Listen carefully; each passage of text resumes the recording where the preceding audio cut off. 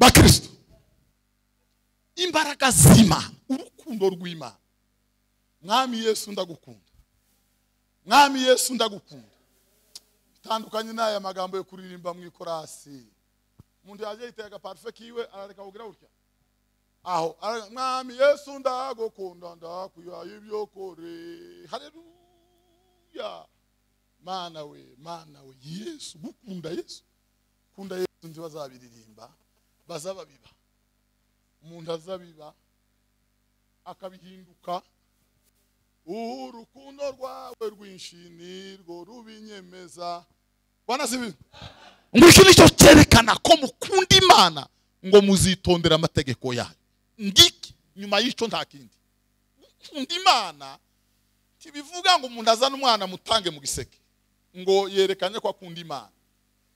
Kandi gukunda Imana ntabwo ari ikindi kigaragarira abaturage baje mu materaniro. Ni n'ubugingo buriyo aho batakuza utabona iriya muri wowe. Bwana sifiwe.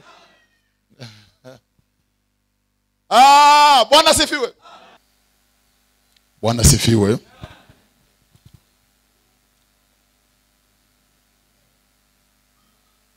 Hari urukundo akaba n'igicucu cy'urukundo. Iki cyinshi kiza kivugwa n'abantu ni igicucu cy'urukundo. Kandi ni nacyo gitwariye mu mitima myinshi cyane. Mutima uranambwira ko abantu bamwe bazopfa badakunze. Kuko gukunda ntabwo bizanwa n'icyo umuntu yabonye. Kandi ntibihera mu mbone z'ijisho. Kandi amatwi siyo atangira kumva ngo duhera aho tubone kugira icyo dukunze. Kandi umuntu ndagira urukundo kubera ko yageze ku musozi runaka cyangwa ko yabonye runaka na runaka. Kandi urukundo ndirutangira kubera ko twataramanye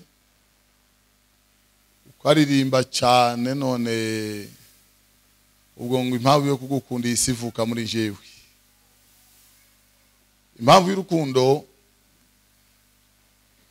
ndiyo vuka muri kandi nawe ndiworema impamvu ituma ngukunda. Ntibyakunda. Urukundo ni ikintu kinini cyane cyo mu buryo bw'Imana. Uburyo abantu bakaba abantu basingira Imana niko bakaba n'urukundo rwayo ntibarusingire. Inako batazarubona. Urukundo ntabwo rwiyanda kandi ntabwo rwandukira. Kandi ntabwo ruyeba kandi ntabwo umuntu arwigishwa. Urukundo bazabarugira ntibazabarwigishwa. Rimwe na rimwe uzabona abantu bafite ibiterane ngo bafite amateme yo gusenga bakigisha abantu ngo musenge. Ego birumvikana ariko kandi nugira nyine ngo iterane kizorangire wa munsi cyanditsweho. Ariko iteme yitwa gusenga bazababikora ubwo bazababikora ntabwo babyiga. Uzubikora ukabikora nibwo bazabita ko bahabiga gusenga. Ukabikora cyane ukabikora ubuha wiga gusenga. Bwana sifiwe.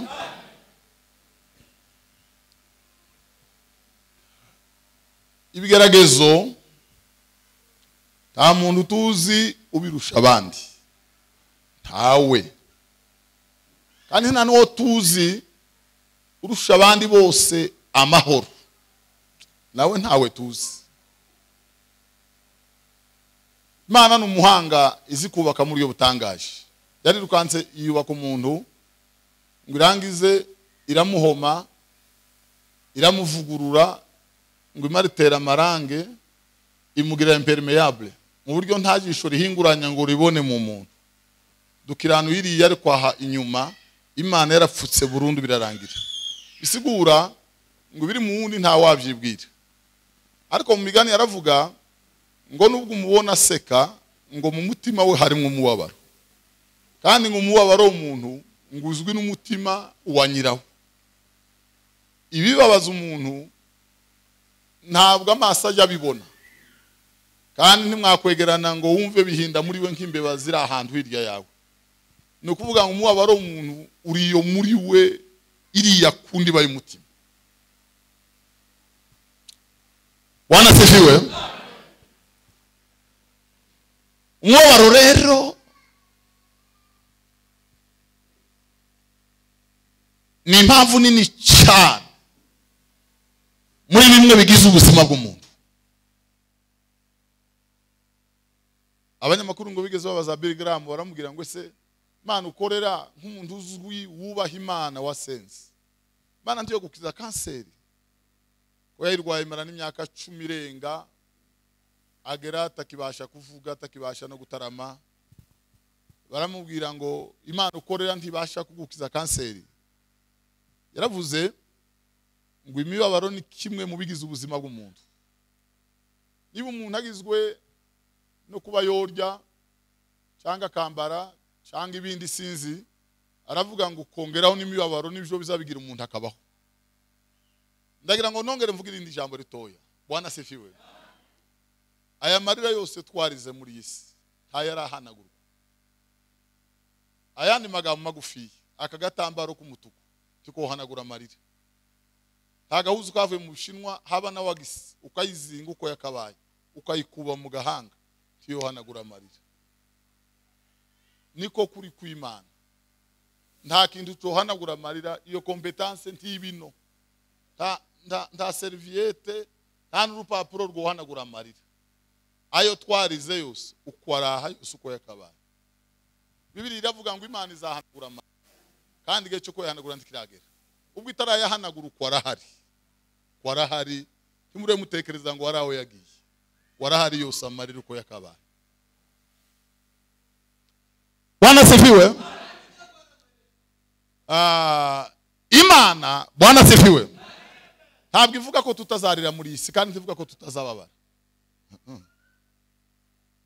Yavuze neza umukozi w'Imana, dufashiye mu ntambara, ntabwo tutazarira muri isi, tuzarira suye turire cyane. Ariko umwe mu bakurambere witwa Paulo yaravuze ngo abangugerera ko imibabaro ngo yigihwayihwaye, kandi ngo yakanya gatoya kanone. Bwana sifiwe.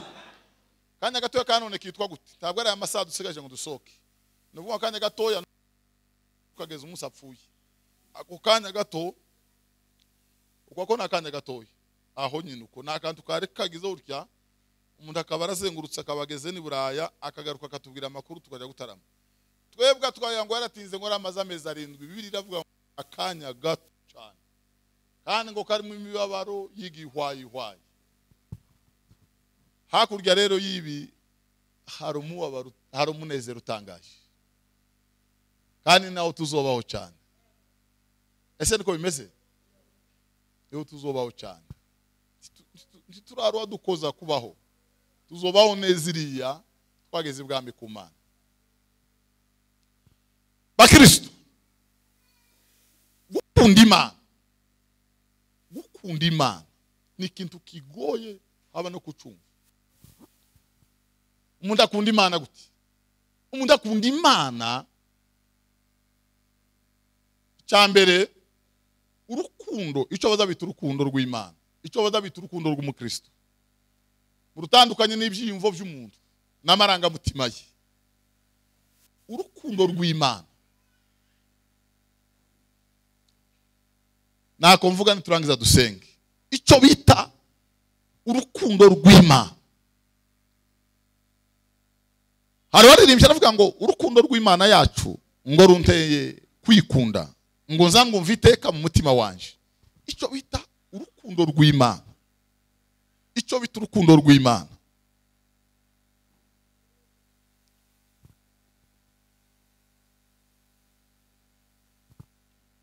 Ibona twirwa tubwira abantu ngo banga abandi ni ukubapfana, batabanze nta kindi bokora, nta kindi bokora ntibikunda. Uriya nta muhanga ubaho, nta n'umunyagitsure, nta generale ukomeye ufite inyenyeri 1000 wa undi ugoswe n'abasirikari 10 cyangwa 100 bafite mu bifaru na za bombe atomike, akagotwa n'indege n'ibindi, bakamushira mu ikaha toti ihene ngo ureke kurisha ngo imwumve ihene. Haba nubwo wovuga muri Arto na bazi cyarimo, ihene nti woyibuza kurisha ifite inzara mu ndego, nta bwenge bubaho. Niko utobuza umuntu wa kamere kwangana ntibibaho. Umuntu wa kamere nti wo mubuza kwanga, uko ni automatic, ntabishaka niko ari, uko n'urwango mu yandi magambo. Ni kamere iri muri we siwe, niyo niwe iwe ni kamere.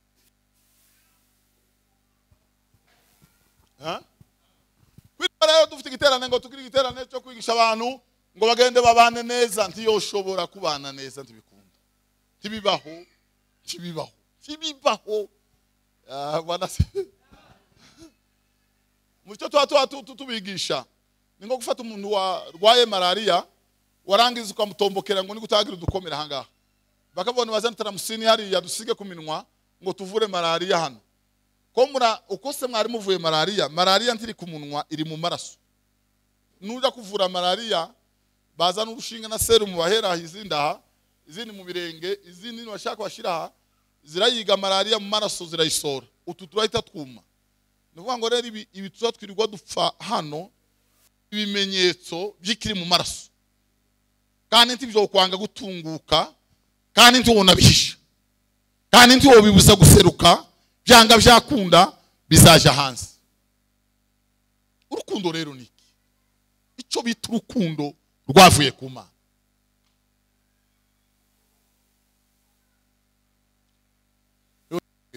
Urukundo rwavuye ku Mana. Gira abantu twakurubwiriza tutarugira, tworuvuga tutarufite, tworusorera indirimbo igakora ku mitima y'abantu tutarufite, ntibikunda.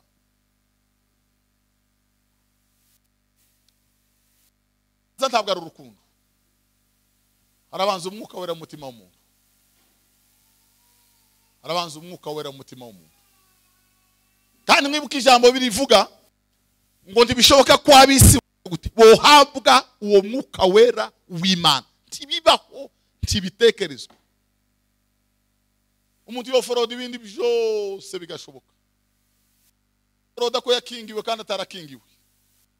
Umuntu yoforoda ibindi agatira ikarite, umuntu yoforoda sinzi n'ibindi, ariko nti wo foroda ngo wuzure umwuka wera w'Imana.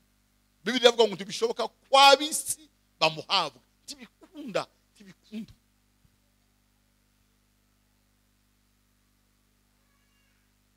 Ikibanza rero ni umwuka mu mutima w'umukristo. Umwuka wera kaza mu bugingo. Umwuka wera niki? Umwuka wera ni imbaraga z'Imana zikorera mu mutima wahinduwe na Kristo. Niki cyerekana imbaraga z'Imana mu mutima w'umukristo? Imbaraga z'Imana zizidutera guhagarara mu masharpa ngo dukure ibihishariya hagati y'amanjanje. Imbaraga z'Imana ntiziri muri twe ngo zidushoboze gutanga nk'igihumbi. Imbaraga z'Imana zigira imirimo kandi zikabazo iyo ziduteye kunesha isi, iyo zidushoboje gutsinda ibyaha, iyo zidushoboje gutsinda isi tukayifaho ikadufaho. Bibiliya iravuga, Bwana asifiwe, ngo iki nicyo cyerekana ko mukunda Imana ngo muzitondera amategeko yayo. Ngiki nyuma y'icyo nta kindi. Gukunda Imana tibivuga ngo umuntu azana umwana mutange mu giseke ngo yerekanye ko akunda Imana. Kandi gukunda Imana ntabwo ari ikindi kigaragarira abaturage baje mu materaniro. Ni n'ubugingo buriyo aho batakuza utabona iriya muri wowe. Bwana asifiwe. Bwana asifiwe. Naje kumenya amakuru ko nta bantu bagira ubuhamya benshi iyo bapfuye. Ngo arakunda abantu bose ngo ageze sura abantu. Ngo yatanze 108. Ngo yagaze agenda baririza abantu bose badafite ifu mu muhana. Herutse kuja ahantu batanga ubuhamya, nari maze kuganira baravuga ngo umuntu wapfuye ngo nukuri kw'Imana. Ngo yagaze ahura n'umuntu ngo kama mukirigita. Ngo yagaze ahura n'umuntu ngo kama mukirigita. Uwo muntu ndenda kubabwira ibyo yose tuvuze nta buhamya burimo, nta n'imirimo irimo, kuko ibyo ndahiye Imana. Indaya zarayisamba n'idolari 100 ziza zifasha abakene uko bakabaye. Niba ubuhamya twirata tubuhuriyeho n'indaya tukabuhuriraho n'abayisilamu, nta buhamya burimo. Gutanga inkasu ubuhamya bwo kukiriyo cy'umukristo, kandi niba ariyo mirimo murata tugaherekeza bagashyiraho agataka, bagahera ku cirabura bakarangiriza kugitukura bagashyiraho isima, nta buhamya buhari. Ubuhamya nivyo Kristo yakoze mu bugingo. Haleluya! Nivyo Kristo yakoze mu bugingo. Nibwo buhamya. Nabundi tuvuga twese ngo abatirijwe mu irangara, ngo yashakanye no bita Nyiraruzariya, ngo wari afite abantu 14, ngo yatanze nk'ijana, ngo yagaza azinduka mu ikanisa, nta buhamya burasigura. Ubuhamya ni imirimo ya Kristo. Ubuhamya si ibyo umuntu yakoze. Haleluya! Ubuhamya ni ibyo Kristo yakoze, ibyo Yesu yakoze nibwo buhamya. Imirimo ya Yesu, imirimo ya Yesu. Abisi bose bafite ibyo bakoze, ariko ab'Imana bafite ibyo Yesu yabakoreye. Kandi umuribyo yaravuze ngo mu by'isi Imana yakoze byose uko byakabaye, ngo ntakiruta ikiko Yesu ankunda, nta kindi kizoboneka ntikigira mugeri. Haleluya!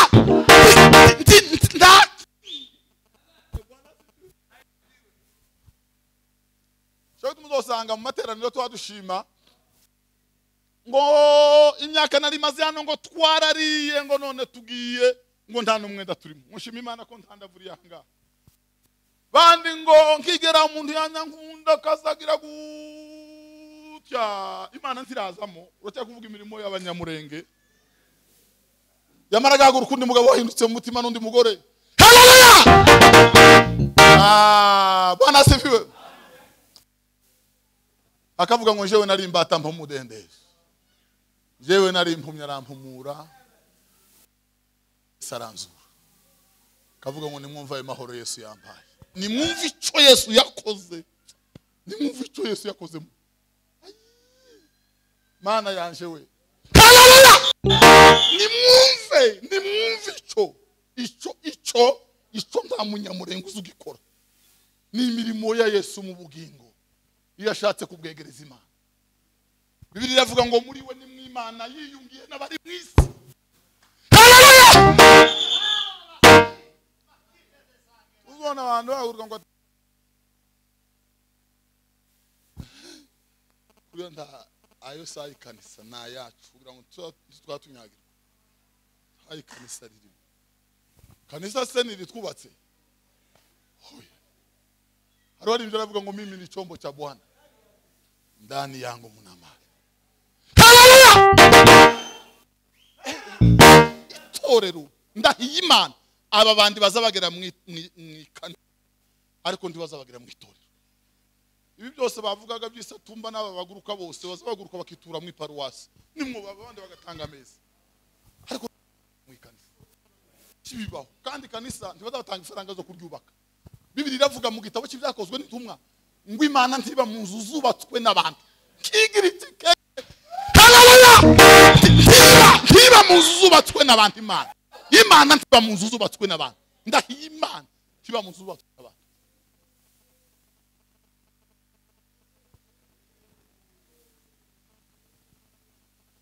Bwana si musaza gufusha umwuzukuru batanga ubuhamya, bamaravuga itaguruka batamuhaye n'ijambo. Tumureke muzehe havuke. Arahaguruka aravuga ngo we nta kindi avuga, ngo icyazi gusa ngo nuko ari urusengero rw'Imana. Aravuga ngo jewe ndi urusengero rw'Imana, ntegereje umukiza wawe. Nta cyumutima ushinja imbere y'Imana, ntegereje gusa ko Yesu azaza. Mana yanje umutima arambwiye ngo ese wasiwe ukuwa kwasamye ukamira. Ibi ni ibiki wasi? Mana yo mwijuru, Mana yo mwijuru. Salomo yubatse paruwasi, bana bene ziriya bari mu kubaka. Yubatse paruwasi kuva naba arayubaka. Mana yanga wawe umunsi bayitaha igicucu ubwiza cyayijemo kirabandarara abatanji barahunga Imana ivugiramo imiravye ravya abakerubi baramanuka batera igicucu yantebe yihongerero bayirambura hamababa ariko Imana yayisubira Salomo ngo ntabwo izaba muno sinzoba muno narije gusa kubabwira ko nimuzoza muno nzoza numva ariko sinzoba muno uzoba he wa Mana uzoba he wa Mana bakristo mushaka Imana Imana ishakirwa Imana ituye Imana iba mu buturo bwayo bwera inzira igana Imana iba ntibaza batega moto bagiye Imana iba kandi Bwana sifiwe ntibaza batega moto bagiye ku Imana iri ntibaza batega moto bagiye ku rusengero oyaye ntibaza bibuka inkweto nziza zihengama bagiye ku rusengero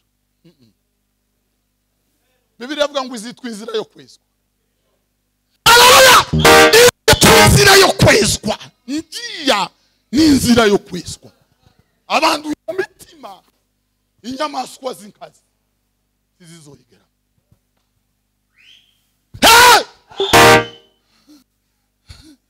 naho aho saba ni mukuru rw'abashamburiyamwe amashara n'ibiti n'amabuye y'itoroshi mukagira ni mu rusengero nandu wagusaruta muri salo ngo tuza guterana hariko si mu rusengero cyo bita mu rusengero rw'Imana kani ni moyo wako isalake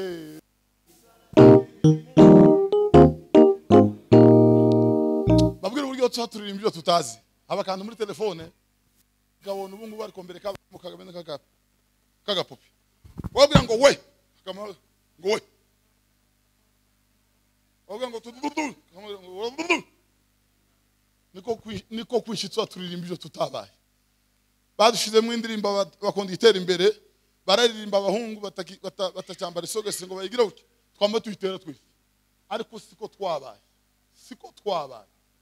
ngo bavuga ibyo badakora bakabiborwa na kamera ntibazabona Yesu naza kwimingoma Bwana sifiwe sa ubugingo ntibuzabuhinduka imunda huye ni korasi buzabuhinduka imunda ubugingo ntibuzabuhindura igitera ntikizagihindura ubugingo buzabuhindurwa gusa na Yesu uzobona abantu baririmba naraba bariwe amarira amwe amamanuka hasiga yandi amwe yikandageza naraba bariwe ngo mugasubiremo daye we naraba bariwe Mana yanje we ni ikinyoma ndahiyima bakecu uvuga ngo warababari warihanye uzuririmba ngo warababariwe warihanye uzuririmba ibiki umva gute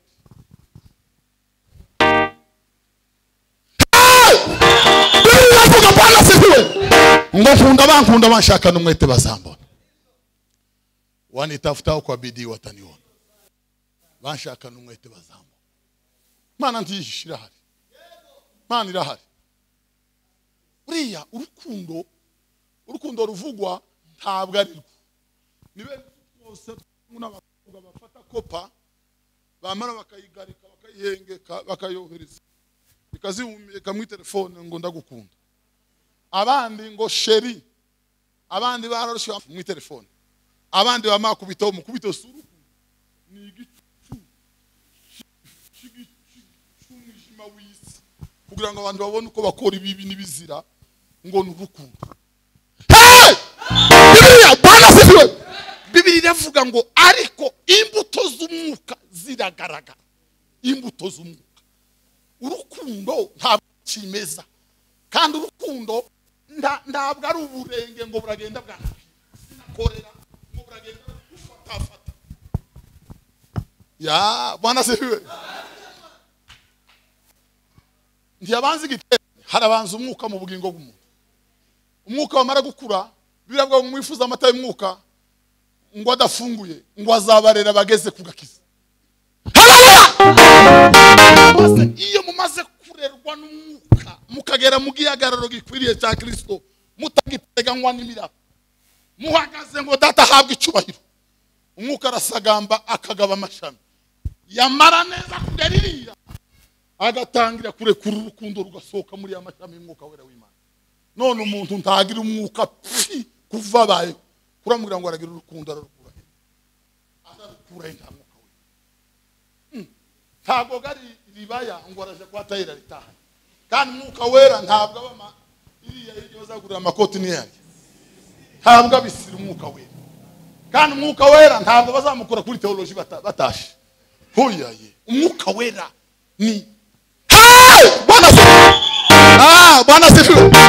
Harabanza umwuka wera w'Imana, kandi Bibiliya yavuze Bwana sifiwe ngo kandi ntibishoboka ko abisibo muhaba, ntibishoboka. Ni ukuri kw'Imana yo mwijuru. Wowe wari paruwasi y'abantu 100,000 uruwisi worinda upfa utaragira umwuka wera w'Imana. Taza yihakirizwa umwuka wera si wo munzu ngufi, umwuka wera ntigeze guhinga iwanyu, umwuka wera ntabwo akenye, taza atinya busiya ngo baramufatana cyangwa mbwa cy'abandi. Umwuka wera ntashonje, ntazahamagara banaka ngo bamwohereze ifaranga.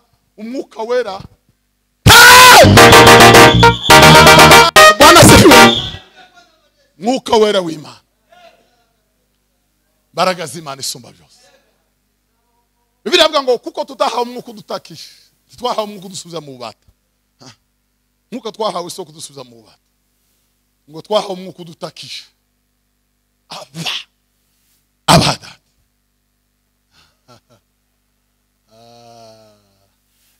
Erega nundi nimuzi kubesha umuntu kuvuga ngo yuzuye umwuka kandi ntawe afite, ico ni icyaha mutazobabarirwa. Bibiliya iravuga ngo bazobabarirwa ibyaha byose keretse gutuka umwuka wera w'Imana.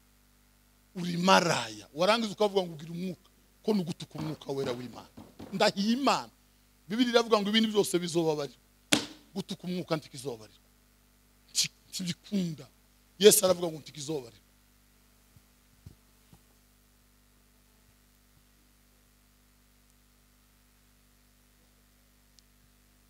Uwo mwuka w'Imana yituye mu mutima, umuntu wiyata byose.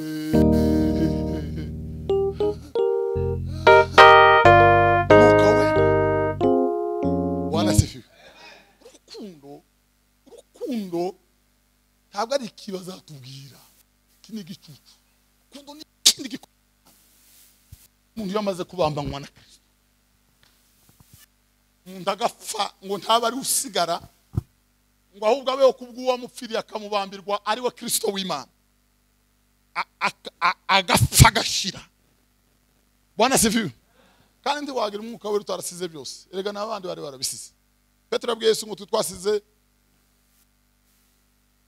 ibiki bete ntacyo atavuze. Ukuri aba n'urushundura. Ejo bundi umutima warambwiye ngo rwa rushundura rwa rukirirusha, ariko yahise arusiga uko rwakabaye. Ntiyanamagara muhira ngo bazoze kurutora. Abwira Yesu ngo twasize byose kubw'izina ryawe. Niki mwasize kubwa Yesu? Byose. Mwari muzosanga amahuduma tugira ku misozi, nawe gusenga ngo Mana uduhereza abagore beza ngo batazonkoroga, ngo nibwo zo gukorera neza. Petero we yaravuze ngo twasize abagore Yesu, tugenda ibirometre n'ibirometre, de kilometre et de kilometre, tugera mu isi itazwe, mu bihe n'amanga n'imyorera tugushaka wowe Yesu, niko uzoduhereza Yesu. Haleluya! Aya masambu twirwa tuvuga ngo Mana ngumpereza ahantu witiri kw'izina ryanjye, mwozo basigira abana mufite imyaka 40 irenga, ngo none mwami Yesu ngo untabare. Aya masambu dusenga Petero yarayasize ngo asingira igihambaye cyitwa Yesu umwana w'Imana. Aravuga ngo twasize amasambu yacu, duweze si cyubahiro. Walio acha baba na mama watapewa mara ngapi? Watapewa mara 100. basize byose kubw'izina rya Yesu. Muduyo tutasize ba data na ba mama. Nyoko yobura na nyina wa runaka. Wowe umudimu w'ikinyomo ugashigikiranya ko ngo atsinde. Ko ndi wamusize. Niba mama kwiriye gufungwa akaja muri mabuso, niba ari uri mu makosa kwe kuyajamo. Niko kuvuga ngo twarabasize. Tugiye kurangiza abantu b'Imana. Bwana zifi. Hano hanze tuvuga ko banyira abandi ari babi, ariko tuzuvuga nyokura musi. Turageraho kuzura umugore w'Imana.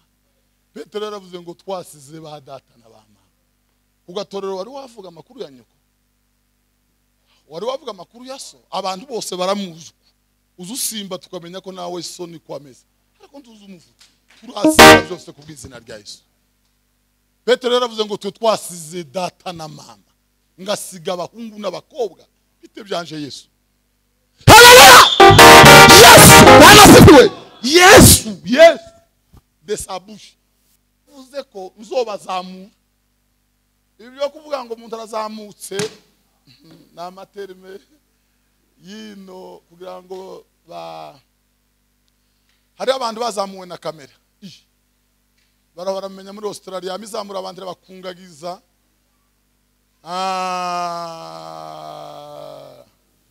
Abandi bazamuwe n'impano zabo. Ariko Yesu ntigeze amenya ko bazamutse. Iyo Yesu azamuye umuntu hazagaragara mu maso y'abantu. Bibiliya ivuga ngo igishizwe hejuru mu maso y'abantu ngo ni kizira mu maso y'Imana. Yesu azazamura umuntu mu mutima akubaka umunara utanyeganyega hagati ye na Yesu. Haleluya! Umureke yavuze Bwana sifiwe ngo binibutsa za nzozi Yakobo yarose. Ni ikintu kiri mu bugingo y'isi itazibona.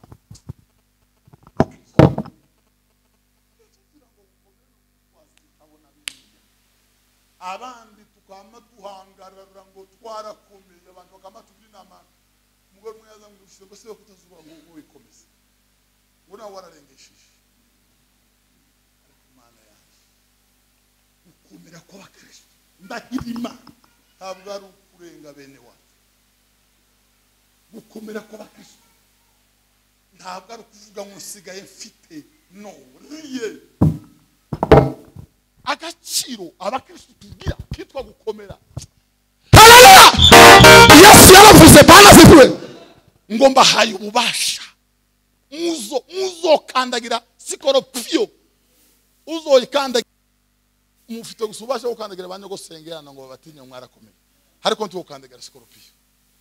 Tiwo girange. Tiwo gibihumanya kwa musindana ndi. Wamanga rakomeye. Ubutware no gukomera nagaciro tugira imbere y'abadayimoni mwisitagaragara. Nagaciro Bwana sifiwe. Cyitwa Paulo na Sila banyuza ahantu umukobwa wose y'abadayimoni ngo ahitavuga ngo abantu b'Imana kandi ngo barabwira inzira y'ubugingo, barabwira inzira y'agakiza. Twebwe twaravuze ngo uyu mukobwa ngo numuhereze itike ngo akoze igitangaza kubwiriza. Avuze ati aravuze ngo abantu b'Imana barababwira inzira y'agakiza.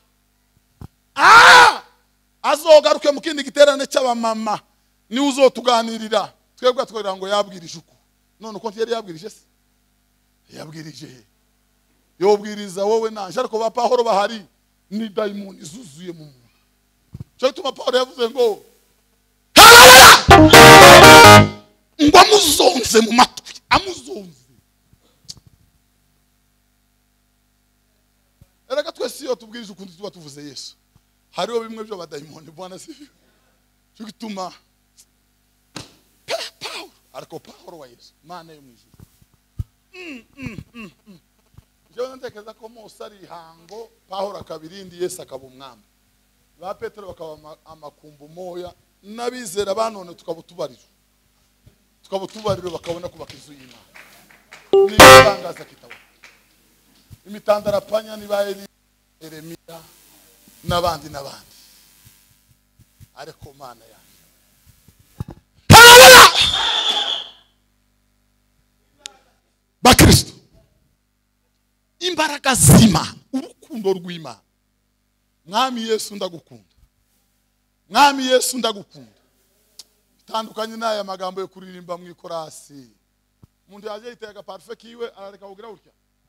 Aho mwami Yesu ndagukunda ndakuyaye ibyo kore. Haleluya. Mana we Yesu gukunda Yesu. Kunda Yesu ndi bazabiririmba bazababiba. Umuntu azabiba akabihinduka. Urukundo rwawe rwinshi nirwo rubinyemeza. Bwana sibi. Mu gitabo cy'umugenzi azavuga ngo mukristo twatinze tugiye kurangiza. Mukristo ageze kwa musobanuzi ngo yasanze ikinzwe imbere ngo hari abagabo n'abagore ngo intware ku rugamba ngo bari bakuye inkota ku matako yabo abandi bakagira amacumu ngo babone ku muntu wari ufite imeza n'ikaramu ngo hamagara bari hanze ngo aravuga ngo ese ninde wobasha gutinyuka imibabaro ngo yinjire muri iyi nzu ngo habura n'umwe. Umuntu umwe ngo azamura ikiganza aragenda ngo ariyandikisha aravuga ngo ndinjire. Twagati ya amacumu na za nkota ngo amaze kwinjira singumanisha ngo nyuma yo kuvirirana ngo wumvikana ijwi ry'umuntu ngo wagendagendaga kwipfundo ry'inzu ngo aravuga ngo injire mugenzi ngo injire ngo uraga umunezero wo gutunganirijwe.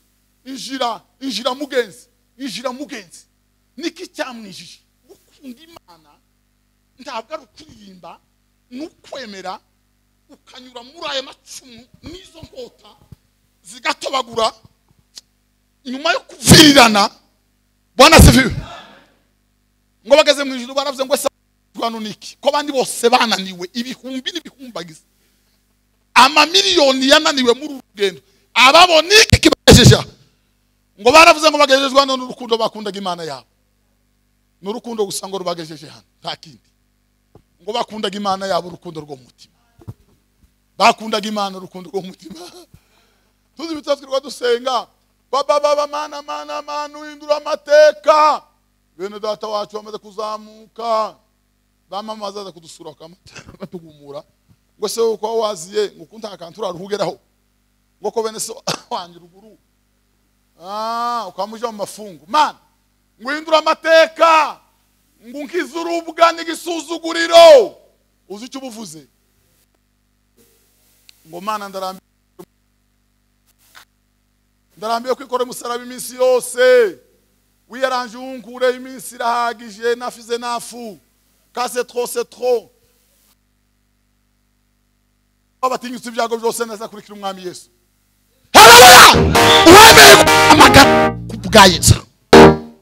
Wemeye guharamagara ku bwa Yesu. Bwana sifiwe. Mwishakirida Mungu yaravuze kuraje mwijuru.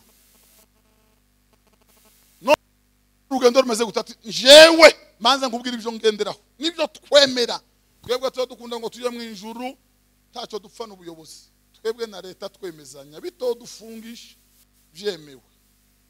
Icyakabiri tukunda ngo ende mwijuru izuba riva nta bintu by'ikime nta bintu by'imvura uzi neza ko n'inzuki zitara kuzuba mu mvura zikaja mu mpaka n'abanika ifu bose ni kumusasa. Iyi imvura iturutse hari bazamabagiro natwe tubona ibyo bije no twebwe turi ko bituza twabona komeza urugendo rushibwa twambaye neza ikintu kitubangamiye. Bwana sifiwe. Muza urugendo rwabo rwarangiriye. Ansi yaravuze ngo sinongeye kubabona mu nzira y'ibwami kumana ngo nibigitaka cyarabakundukanye bagapfa ngo niba ari kindi cyababayeho ngo icyonze ngo ntibongeye kuboneka mu nzira y'ibwami kumana. Haleluya. Urukundo Yesu adukunda.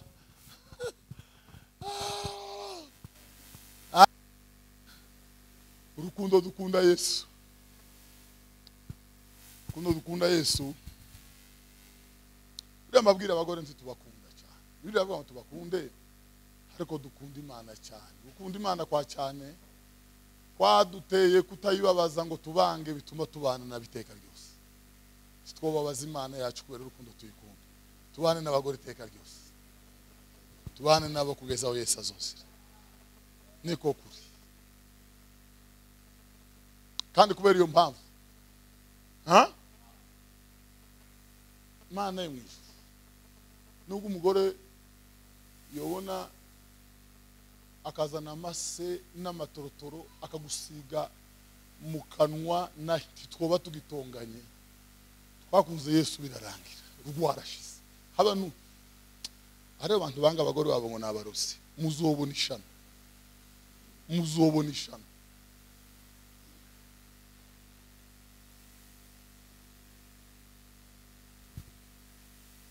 kuko amategeko n'ibyanditswe byose bisohora muri iri jambo ngo ufanye nini umupende jirani yako kama nafsi babwiye kandi gatoya buriya katwemeza ko turi indyari tugira ngo umunsi busabane turabwira iwacu ku rusengero mfite mu mafoto wanyuma twari imineke n'amafanta abakristo barakorana turakoka tujya ubundi batugira umunsi busabane bakana inyama n'imiceri n'amafanta amara abagabona abagore bose twamutuzamura amafanta ngo kaci hejuru ngo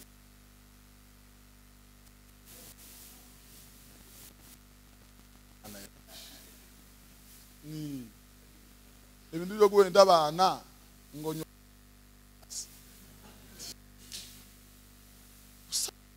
usabane bw'abakristo ubwo n'ubusabane bw'abajweri batsinze iri yepfo bari ku hoteli bahabivu n'umusasa ko batsinze Liverpool yatsinze Chelsea nibo bogira bene ko abakristo barenze ibyo ngibyo Bibiliya iravuga ngo mubabarane n'abababaye gusabana kw'abakristo si ukunywa ifanta nukubabarana n'undi nkaho ibye atarabimenya ahubwo ari ibyabo ku giti cyabo nukwemera kubabarira umuntu ukamubwira kubabaro wawe uwo mutima ndawumva kandi sibyo wikora ndawemeye nanje reka mbabarane nawe usabana ni nagahinda hamwe twese tukababarana none mureke mvuga kandi gatoya nigeze ngera Kigali nkura n'umugabo wa hano muri Kenya arambwira ngo ari mu madeni nimba ari yayigiki ngo amumere n'abarasa nkuwahumuse isi kintu bazagira ngo rambere bakristo umuntu yohunga muzamusengana akabura amahoro ngo ndaho yo gutungana wamuhindukiye intare wamara ngo umusana ngo duhuze ifanta ivyo ubukristo n'ubuhe iyo bavuga ngo abajana Yesu gutabara abandi basirikare ba Yesu muhaguruke dutabara noneho muzamwumva niye nukuririmba mutahazi nugutabara bari mu mibabaro bene data bari mu myenda tukabatabara bene data baririya tukabatabara tabariye abandi bantu wotekereza umuntu yoba mu idena amezi abiri umutima utarakubwira ngo umuwabarire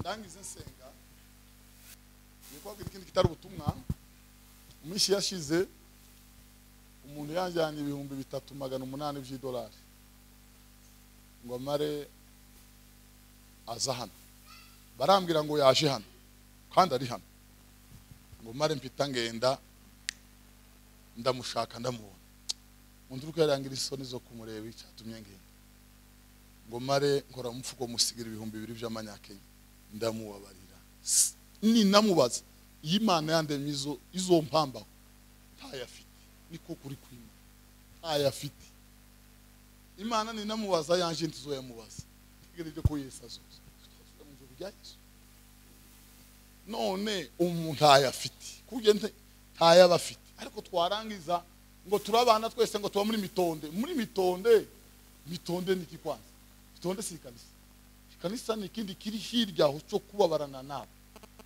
cyo kwishimana nabo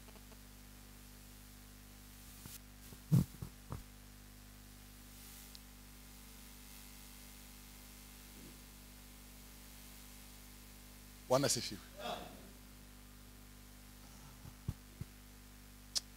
gomwe rambwiye ukimugucitse kuguruya yababariye pasiteri wawe 1,500 cy'idolari. Pasiteri abanza arayisaza ngo yaye nkozo yakwishura nzo yakwishura, genda nakubabariye. Nibwo buryo bwiza ngwenzo yakwishura birangira atanayamuhaye n'ubundi n'ubu bari mu kuririmba ariko yaramubabariye. Siko kuri Kristo tuje tubabarana, tugo rukundo rw'Imana, twihangane urukundo rw'Imana, urukundo rw'Abakristo.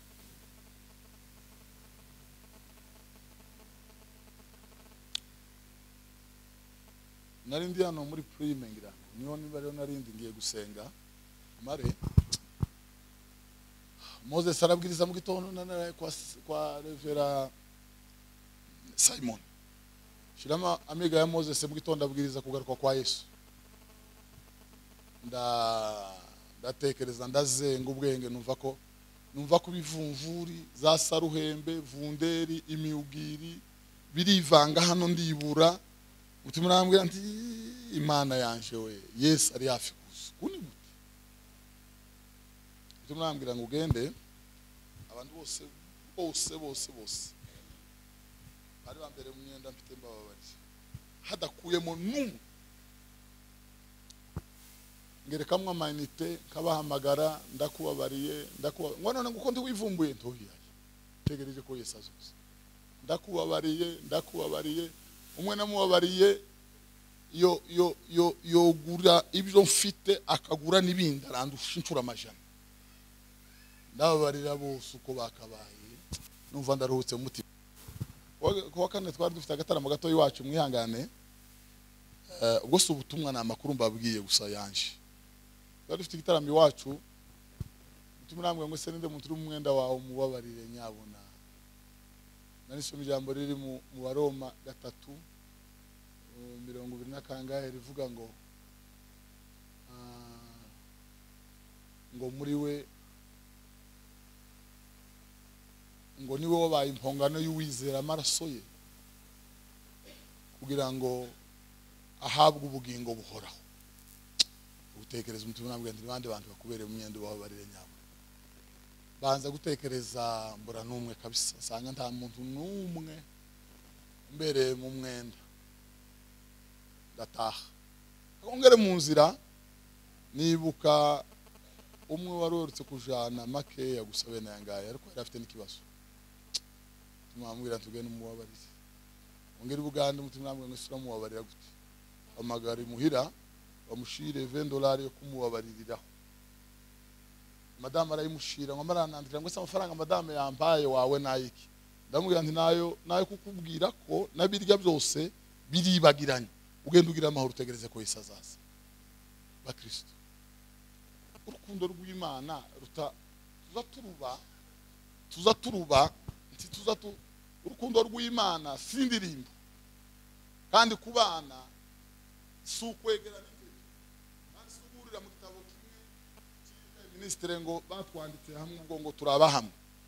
Kuba bahamwe Bibiliya ivuga ngo mubabarane n'abababaye, munezeranywe n'abanezerewe, mwishimane n'abishimye. Ese niko bimeze? Bugingo buhindurwe na Yesu. Urukundo rw'Imana ruzarusaba mu mutima wa Kristo. Urukundo rw'Imana. Urukundo. Ndangize wenda mukaza mwishuza abantu faranga mutabakabije. Ndabara gukabije akekere yabuze cyagaburira abantu. Bamara ngo ukwezi gushize ngo wamuhaye 300 ngo kura mushize 6,000. Wowe muza mutekereza mute Yesu naza. Mutekereza mute Yesu naza uyu mwana w'Imana. Tuwo profite undi mu mibabaro n'amakuba ngo uvuga ngo mbonye aho murira mu marira.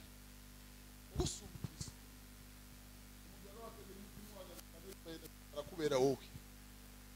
Muri agaturugo n'abana muri giti abantu barukira mu mababa. Ikizakubwira ko itorero yubatse neza tuzorebera ku mapambo, uzorebera ku buryo basangira ubuzima. Ufite isimisi zibirazayiza mugenzi w'imwe, ufite ifu nishi akadahira hundi, ugasanga isi misi ya runaka n'usigaye isirimbana hano nguko uko abakristo bazamera bagasabana ubuzima bukagendeka. Ariko aho usanga baririmbye nk'umuriro watse, umuntu ari umuntu wenda gupfa n'inzara. Mbere kutaramira ahantu nari umushitsi, ariko nari ngiye nko gutaha, umwana umwe aravuga ngo nimugoroba yanyuze ahantu kuri botike, biba nyiri botike itelefone, ngo bamare bahita bamufata ngo niwe ngo wayibi, kandi mvuye mu gitaramo sinivye telefone. Tekereza ukuntu uwo mwana yaguweho n'ico kigunda kiramukundukira, sinzi se na nyina, nubwo bwa mbere nari mubonye sindasana kumubona. Ndazenga umutima nambwe nti taha uje kuryama, isi yahuye n'ibifuka, isi irimo ibintu mutazabona, taha uje kuryama. Umwana yarahumiwe bigeza bamugeretseho telefone ya iPhone. Murakora iki bantu b'Imana akristo? Iyi ngo umugabo yaratubwiye ngo avuye muri Byura abongira ruguru iwacu, ngo ashike aturana n'abagabo b'abanyamurenge bafite inkamajana, ngo mara imyaka 5 atagira inka, atagira ihene, atagira intama, atagira habana, ngo abana bararwara bwa kumusatsi uracurama, ngo mubyara wafata umwana bamujana mu kirara mugirana amayinga 3, ngo umwana abona nko guhembuka. Ngo mare ndatekereza ndabona abanyamurenge n'abapagani abandi mwobana n'umuntu, abantu bafite inkamajana, umuntu agahuwera avuye muri Byura, ngo tugiye ngo kumukutano, ngo dufite umukutano ku Ndondo, ngo dufite umukutano ngo Nyarukutano, ngo izohuza abantu. Umuntu akubita ikoti imbere, akubita isimisi, barashiraho undi mupira, agashiraho na costume na busoka inyuma. Yamara ngo dufite umukutano, agahengeka isapo, ngo ageze mu 150. Hano ari umuntu uhayurira abana babuze uko bagira umusatsi wawo ucurama. Mwarangiza ngo tugiye kumukutana, muzobonishana, numvishe ndahaguruka namubwira ngo tubabare umurenge mu izina ryabo, tubabare twaraguhemukiye wa mugabo, tubabare twaraguhemukiye.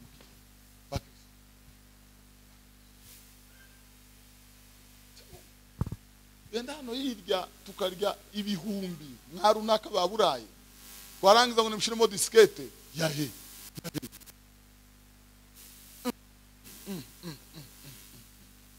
tore.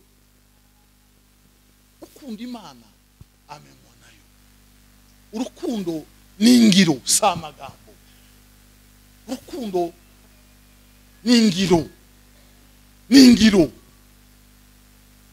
ndangiza yongo cyagize maono amara nk'amezi hafane, yaragiye batekereza ko yapfuye, bakandaha bakumva umutsura cyatera, araruha umuryango we uramusigarana, arabora akazashishuka, aravuga ngo arazamutse, ngo agerantu baramutega bamwambura umwenda wino yarajanye n'uyu mubiri, baramubwira ngo ahubwo uwo mwenda ntiwohagera, ngo agera mu ijuru, abona amazi, abona abantu, ngo agiye kugaruka baramubwiye ngo mu minsi umaze ku isi, ngo ibintu bibiri bimaze gukora Imana ku mutima wakoze mu buzima, ngo wakoze ibintu bibiri.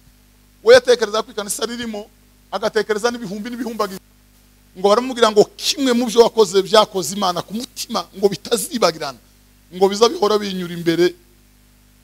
Ngo baramubwira umunsi umwe ngo wanyuze ahantu muri ya ivere y'abazungu, mumbeho iteye ubwoba, ngo usanga umuntu wakayuyu hawo komanganya amenyo yarasigaje gatagapfa, ngo wiyambura ikoti urarimuhereza ngo aryambara shuhirwe, ngo usigare muri yambeho aba ari we uyira, niba ruguhwera uhere mu mwanya we. Baramubwira ngo icyo kintu ni mu ijuru, ngo icyo kintu cyatanaye mu ijuru, mu bintu byose wakoze, ngo icyo Imana bakristo. Amakorasi ntari, ibipande nasomye ntibirimo, amateme umutwe w'ijambo development ntibirimo, ikoti watanze ngo ryatangaje Imana bakristo. Gukundana sa magambo ni ibikorwa, tubabarane na data. Haleluya! Tubabarane n'abandi, dutekereza abandi, urukundo rw'Imana. Paul yabwiye abakorinto, ababwira Filipi, arabwira ukora kurema bike, ahubwo ngo mwicishe bugufi umutima, umuntu wese ngo yibwire ko mugenzi we amuruta, ngo twoye kwizirikana, tuzirikane abandi, tuzirikane abandi, tuzirikane abandi, twoye kwitekereza, dutekereza abandi.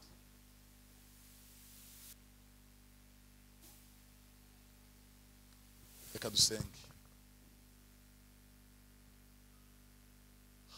Ninde wumva ko hari icyo ashaka ko Imana yakora mu mutima we? Sinkizi. Basigira dusenga Imana.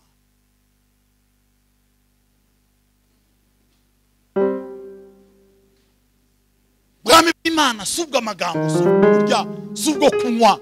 Bwami bw'Imana nubwo gukiranuka. Bwami bw'Imana nubwo gukiranuka.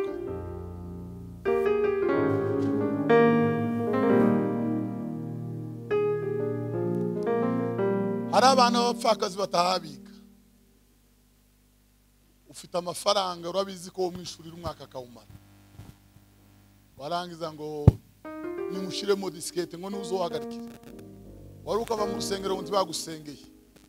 Gusengerwa ngo ugire uti ba Kristo.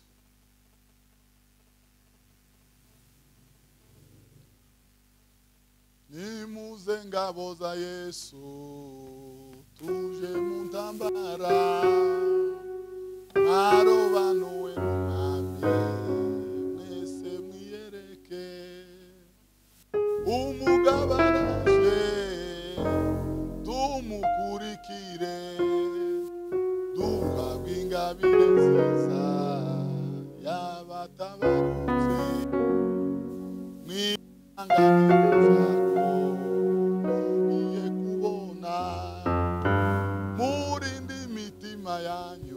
ayiwe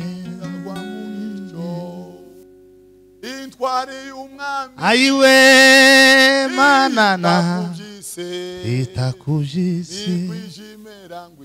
Haleluya.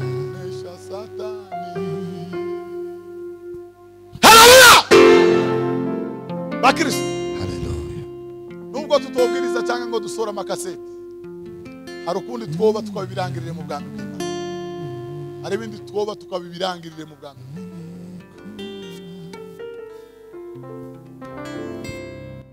Bwana sifiwe. Mana mu izina rya Yesu Kristo. Ai mukomere cyane. Mana mu izina rya Yesu Kristo. Ugiye kunesha we. Mana mu izina rya Yesu Kristo. Mana imbaraga n'amahoro. Ukomere cyane. Mana mu izina rya Yesu. Mana mu izina rya Yesu. Uhabwe Mana mu izina rya Yesu.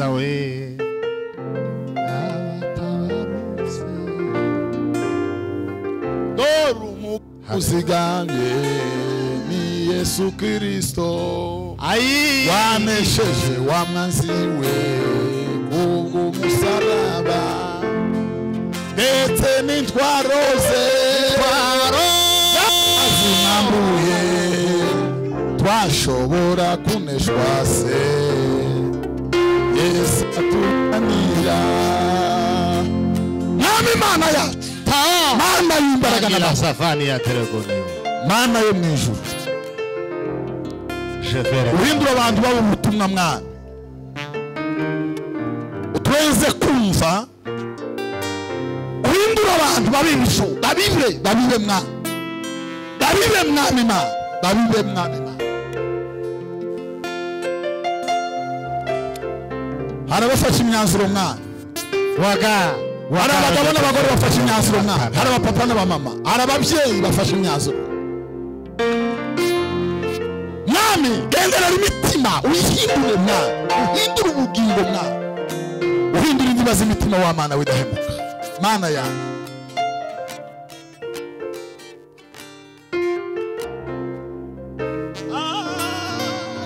mukomere cyane mu izina rya Yesu. Yesu Mwana w'Imana, Yesu urengera, Yesu kiza, Yesu urengera, Yesu kiza. Mana yanjye, mwami wanjye,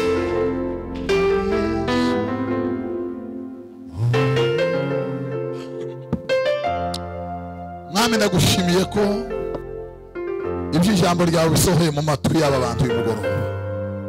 Ubaho umugisha n'amahoro, ubarwanirire kugeza aho Yesu azozira.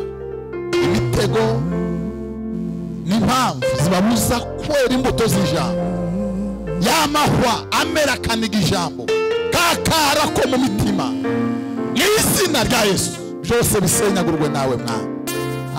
Ijambo ryawe ni imbuto mwana, imitima y'abantu mu butaka. Nawe mwana uri umuririmbyi kandi niwe ubashe imbuto kandi ukazimeza. Reka abantu babashe kwera imbuto zikwiriye abiha. Mukomere